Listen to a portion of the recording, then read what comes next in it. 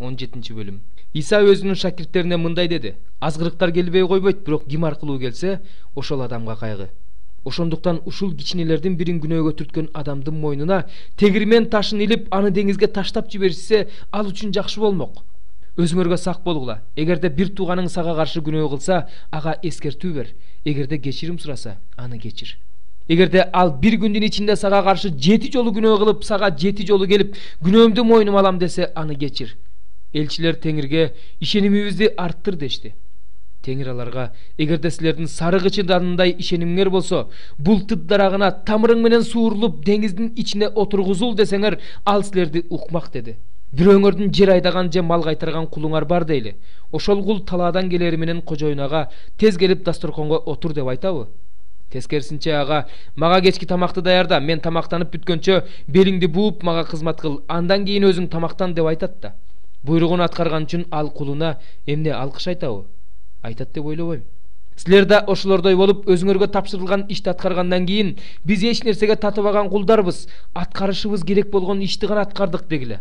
Иса Иерусалимге бара жатканда Самария менен Галилеяны бөлгөн чек ара аркылуу өттү.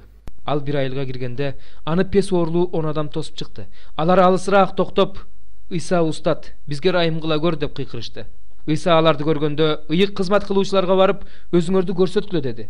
Алар жолдо бара жатышканда пес оорудан айыгып таза болуп калышты. Алардын бири өзүнүн айыкканын көрүп, катуу үн менен Кудайды даңктап, артына кайтып келди да, Исанын алдына жүзтөмөндөп жыгылып, ага ыраазычылык билдирди. Ал адам самариялык эле. Ошондо Иса мындай деди: 10 киши таза болуп калбады беле, калган 9 гана. Кудайды даңктоо үчүн бул башка уруунун адамынан бөлөк эч ким кайтып келген жокпу? Анан алага: "Тур, бара бер. Сени ишенимиң куткарды" деди. Фарисейлер Кудайдын падышачылыгы качан келе тургандыгын сураганда, Иса мындай деп жооп берди: "Кудайдын падышачылыгы көзгө көрүнбөй келет.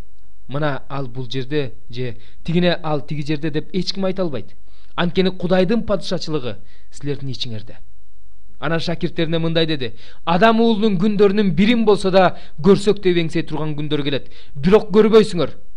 Силерге мына ал бул жерде же тигине ал тигил жерде деп айтышат, бирок барбагыла, аларды ээрчибегиле. Анткени асмандын бир четинен экинчи четине чейин чагылган кандай жаркыраса, адам уулу да өзү келген күнү ошондой болот. Бирок алгач ал көп азап чегип, бул муун аркылуу четке кагылууга тийиш. Адам уулу келген убакта да Нух пайгамбардын убагындагыдай болот. Нух кемеге кирген күнгө чейин адамдар жешти, ичишти, аял алышты, күйөөгө чыгышты. Анан топон суу каптап, бардыгы кырылып калды. Лоттун убагында да ошондой болду. Адамдар ичип, жеп, соода сатык жүргүзүп, жер иштетип, үй куруп, өмүр сүрүп жатышты.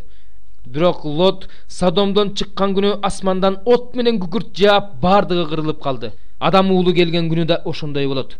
Ошол күнү ким үйдүн үстүндө болсо, ал үйдүн ичиндеги буюмдарын алыш үчүн түшпөсүн. Ким талаада жүрсө, ал артка кайрылбасын. Лоттун аялын эсиңерге түшүргүлө.